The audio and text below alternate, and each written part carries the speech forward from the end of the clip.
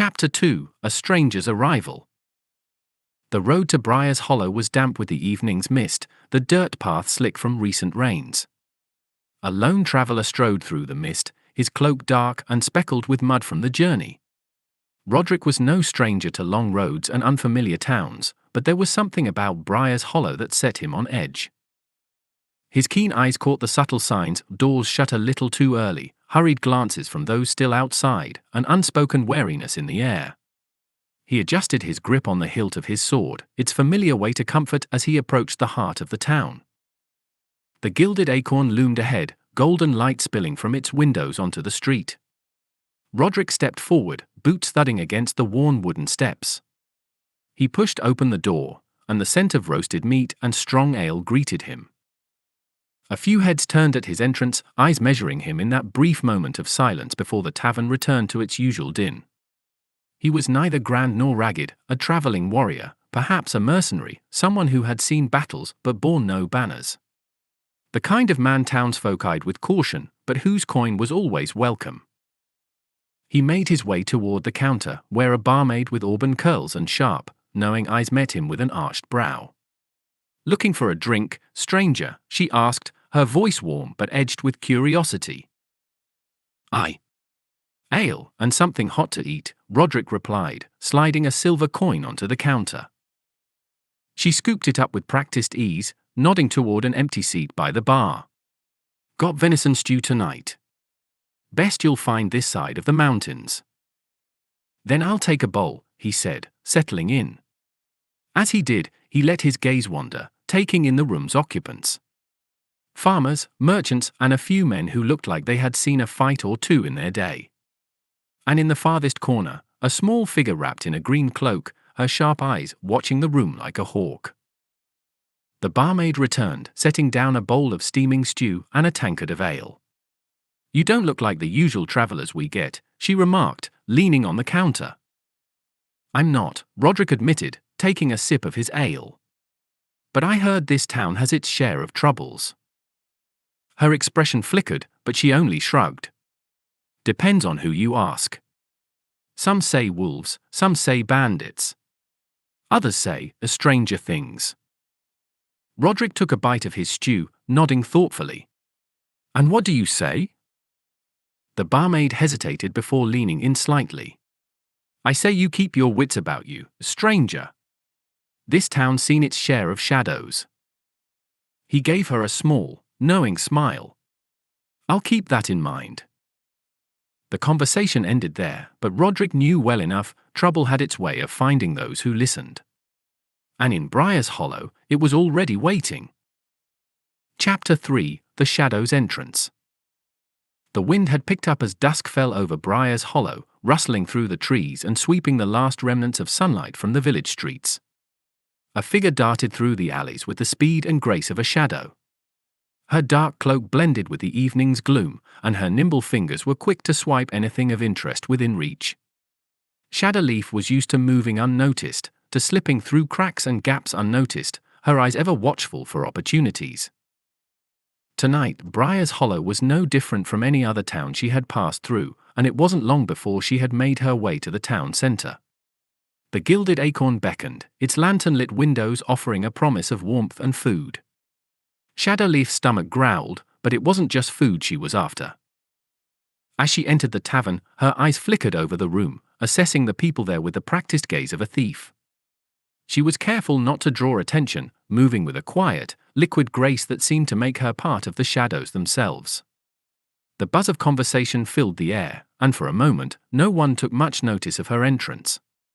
A few turned their heads briefly before returning to their own business. Her eyes first landed on a tall, broad-shouldered man sitting by the bar, Roderic. He didn't seem to fit the typical traveller of these parts. No bag of wares, no visible marks of trade, just the calm confidence of someone who had been in 1,000 taverns like this one. His back was turned toward her, and she smirked. A quick glance at the barmaid confirmed the man was already ordering. Good. He wouldn't see her coming.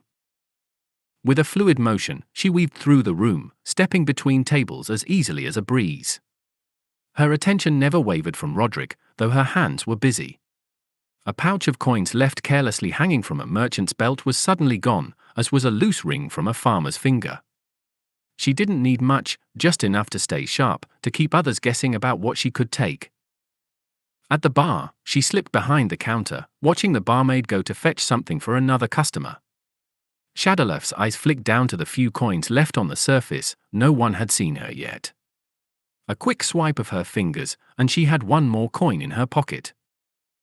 Finally, she slid into a seat beside Roderic, though not too close, enough to observe him, to study his movements and listen to his words. The barmaid soon appeared with her meal, a bowl of venison stew, and set it down in front of her. She smiled at the barmaid, flashing a brief, disarming grin that didn't quite reach her eyes. The young woman didn't seem to mind, turning away to serve another customer.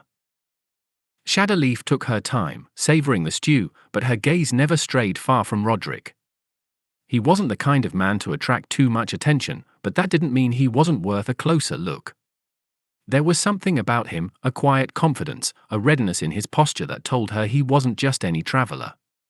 She'd met men like him before, mercenaries, warriors, those who traveled with an air of subtle danger. She licked a drop of broth from her lip, then leaned back in her seat, letting her fingers casually drift to a pouch at her side. She had a mind to see if he would notice if she moved a bit closer, just to see if he'd react. But for now, she was content to enjoy her meal and watch. The tavern seemed to hum around her, chatter, clinking mugs, the sounds of boots on wooden floors, but to her, it was all background noise. Her eyes narrowed as she considered her next move. There was no harm in having a bit of fun. As her fingers grazed the back of Roderic's chair, she tilted her head ever so slightly, looking at him with a casual air. Perhaps it was time to test the waters. Chapter 4: The Hammer Falls. Thorgar's boots echoed loudly against the cobbled streets as he approached the village. The evening had drawn in quickly, the sun already hiding behind the dark silhouette of the Broken Ridge Mountains. A crisp, cold breeze ruffled his long beard as he trudged toward the center of Briar's Hollow, his heavy battle hammer swaying against his back with each step. The village seemed quiet, the kind of place that hadn't seen much excitement in a long time. But Thorgar was used to quiet villages. What he was after was a warm hearth, a good meal, and a chance to fill his mug with something strong. When he saw the Gilded Acorn glowing in the twilight, its windows bright with lantern light, he couldn't resist. The door swung open with a loud creak, and the sound of voices and music spilled out into the night, welcoming him inside. The tavern, though busy, was welcoming. It smelled of roasting meats and spiced cider, with the comforting warmth of the fire cutting through the chill of the mountain air. The sounds of chatter, laughter, and clinking mugs filled the air, and a few heads turned as Thorgar entered. His large frame and the heavy armor that clinked with every movement made him hard to miss. He surveyed the room with a wide grin, his deep voice carrying across the tavern. "Ah, this place smells like it knows how to treat a dwarf," he announced, causing several patrons to glance up with a mixture of surprise and curiosity.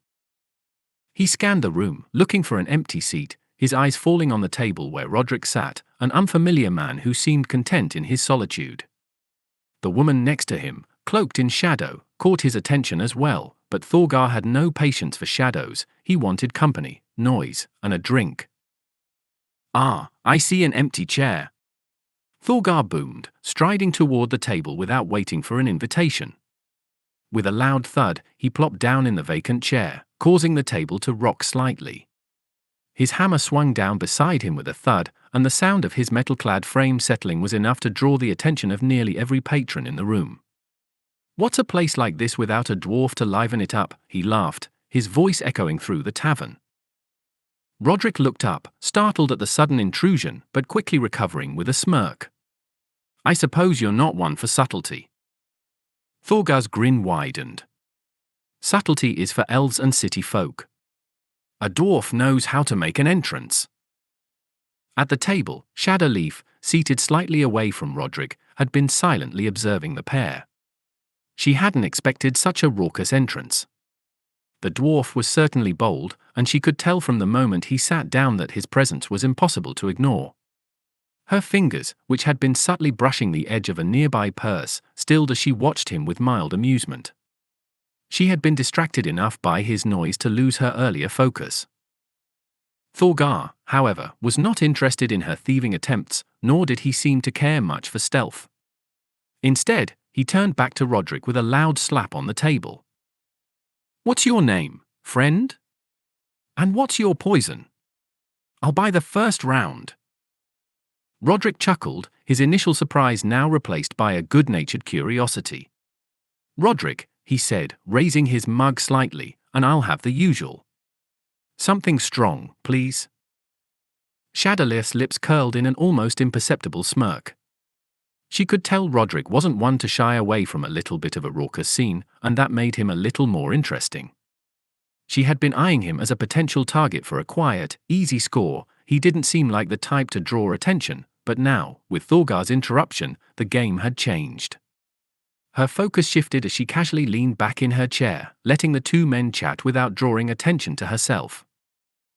The tavern seemed to come alive with the arrival of the dwarf, the noise now a little louder, a little more jovial. Yet amidst the clinking mugs and laughter, the door to the Gilded Acorn remained open, a gust of cold air sweeping through the room. No one seemed to mind the chill, except the three at the table.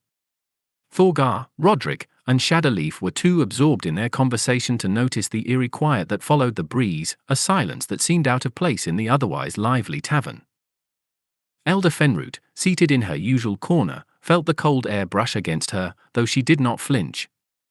Her keen eyes were fixed on the trio at the table. She had been watching them for a while now, her thoughts swirling like the steam rising from her cup of tea. She could feel it, the pull, the weight of something shifting in the air. The three of them were too different, too unique, to be mere wanderers passing through. There was something about them, a dynamic that couldn't be overlooked.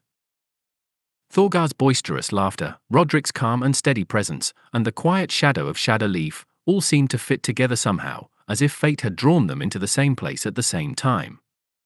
Elder's sharp eyes flicked between them, her mind working, calculating. Could they be the ones? The group she had been waiting for? She sighed softly, her gnarled fingers tightening around her cup. The chill in the air seemed to grow, pressing against her skin, as though urging her to act. But she hesitated. She would wait a little longer, watch a little closer. There was no rush. Time would tell if they were the ones to help her. For now, she would observe. The tavern's noise swirled around her, but Elder's gaze remained fixed on the table where the three strangers sat. Her thoughts were heavy with the weight of the unknown. "Please," she whispered softly to herself. "Let them be the ones."